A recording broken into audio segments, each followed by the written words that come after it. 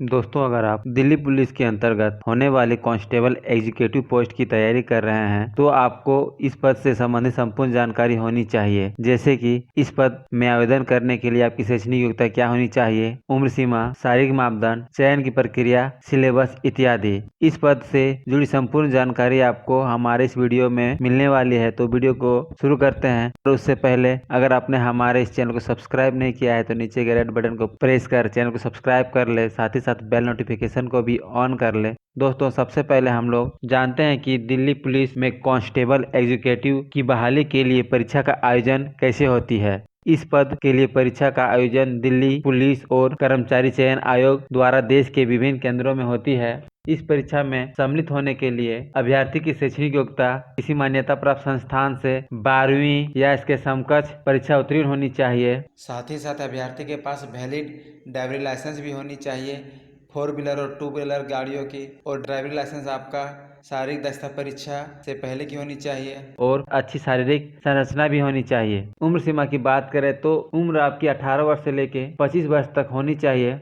वहीं SC, ST, OBC जैसे आरक्षित अभ्यर्थियों के लिए उम्र में विशेष छूट मिल जाएगी। साथ ही साथ वैसे अभ्यर्थी जो एक्स सर्विसमैन है या फिर दिल्ली पुलिस के बच्चे हैं, उन सब के लिए उम्र सीमा में विशेष छूट दी जाएगी। यह उम्र सीमा आपकी 45 वर्ष तक की हो सकती है।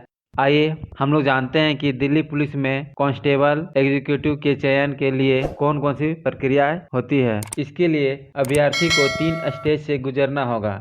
एक कंप्यूटर बेस्ड टेस्ट जिसे CBT एग्जाम्स कहा जाता है। उसके बाद आपका फिजिकल स्टैंडर्ड और फिजिकल इफिशिएंसी टेस्ट है। और फाइनल में आपका मेडिकल होता है। चलिए हम लोग विस्तार पूर्वक इस चयन प्रक्रिया के सभी स्टेज को देख लेते हैं। पहला स्टेज जो आपका कंप्यूटर बेस्ड टेस्ट है, इससे संबंधित एग्जाम्स पैटर्न और सिलेबस की बात करें तो CBT एग्जाम आपका ऑनलाइन मोड में होगी। इसके अंतर्गत क्वेश्चन जो है आपका हिंदी और इंग्लिश दोनों लैंग्वेज में पूछे जाएंगे। क्वेश्चन का टाइप आपका MCQ बेस्ड होगा। प्रश्न के स्तर की बात करें तो यह मैट्रिक स्तरीय प्रश्न होंगे। इसके लिए अभ्यर्थी को 90 मिनट का समय दी जाएगी। और CBT एग्जाम में आपका नेगेटिव मार्किंग सिस्टम भी होगा, यानी एक गलत उत्तर के लिए आपके प्राप्तांक से 0.25 अंक काट लिए जाएंगे। CBT एग्जाम की सिलेबस की बात करें तो इसे 4 भाग में बांटा गया है। पार्ट ए आपका जनरल नॉलेज और करंट अफेयर है। इसे 50 अंक के प्रश्न पूछे जाएंगे और प्रश्नों की संख्या 50 होगी। इसके अंतर्गत विशेष रूप से करंट अफेयर के साथ भारत और उनके पड़ोसी देश के संबंध और इससे संबंधित प्रश्न, खेलकूद, इतिहास, भूगोल, अर्थशास्त्र, राजनीतिक विज्ञान इत्यादि से प्रश्न पूछे जाएंगे। उसके बाद पार्ट बी आपका रीजनिंग सेक्शन का होगा। इसके अंतर्गत 25 अंक के 25 प्रश्न पूछे जाएंगे। इसमें verbal, non verbal, virtual memory, discrimination, relationship, concept इत्यादि से संबंधित प्रश्न सम्मिलित होंगे। स्टेज सी आपका न्यूमेरिकल एबिलिटी की होगी। इस सेक्शन से आपके 15 प्रश्न पूछे जाएंगे 15 अंकों के लिए, जिसमें number system, decimal number, fraction, ratio, profit and loss, time and work, percentage इत्यादि के प्रश्न सम्मिलित होंगे। और अंतिम पार्ट आपका कंप्यूटर फंडामेंटल से होगा। इसके अंतर्गत 10 प्रश्न पूछे जाएंगे, जिसमें बेसिक फंडामेंटल ऑफ कंप्यूटर सम्मिलित होंगे। साथ ही साथ MS word, MS Excel, internet, web browsing, email, search engine इत्यादि के प्रश्न भी पूछे जाएंगे। यानी कुल प्रश्नों की संख्या आपकी 100 होगी और कुल अंक आपका 100 होगा। कंप्यूटर बेस्ड टेस्ट एग्जाम आपका क्वालिफाइंग नेचर की होगी, जिसे क्वालिफाइंग करने वाले अभ्यर्थी को स्टेज 2 यानी शारीरिक दक्षता के लिए बुलाया जाएगा। आइए जानते हैं हम लोग कंप्यूटर बेस्ड टेस्ट में क्वालिफाई करने के लिए अभ्यर्थी को न्यूनतम कितने अंकों की आवश्यकता होगी। यदि आप जनरल कैटेगरी से बिलोंग करते हैं तो क्वालिफाइंग मार्क्स आपका 35 होगा।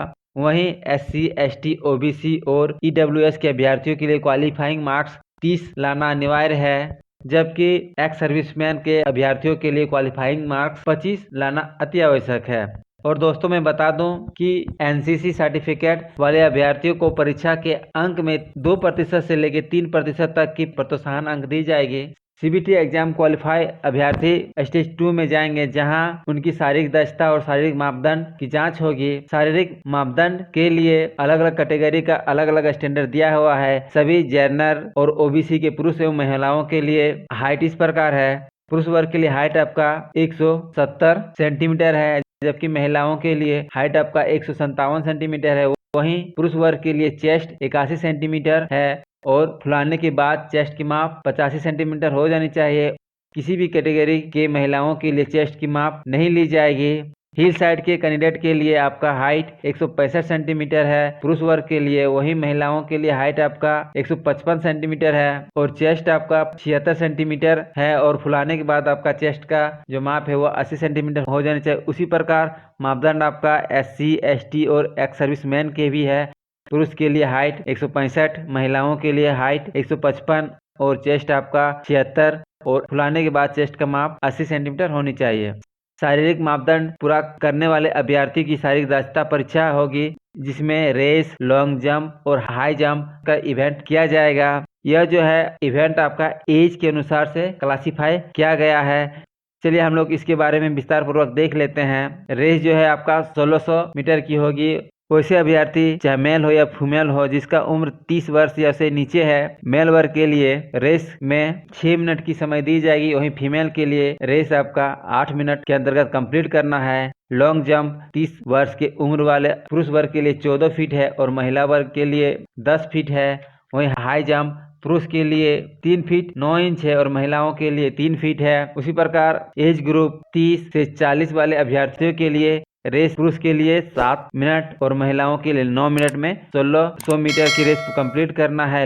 लॉन्ग जंप आपका पुरुष वर्ग के लिए 13 फीट है और महिला वर्ग के लिए 9 फीट है। वही हाई जंप पुरुष वर्ग के लिए 3.5 फीट है और महिला वर्ग के लिए 2 फीट 9 इंच की होगी।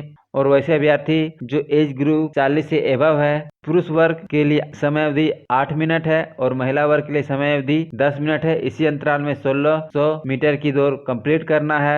लॉन्ग जंप पुरुष वर्ग के लिए 12 फीट की है और महिला वर्ग के लिए 8 फीट की लॉन्ग जंप होगी। वही हाई जंप पुरुष वर्ग के लिए 3 फीट 3 इंच की होगी और महिला वर्ग के लिए 2 फीट 6 इंच की होगी। यह आपका एज ग्रुप 40 से एबव वाले के लिए थी। इसे क्वालिफाई करने वाले अभ्यर्थियों का एक मेरिट लिस्ट बनाया जाएगा।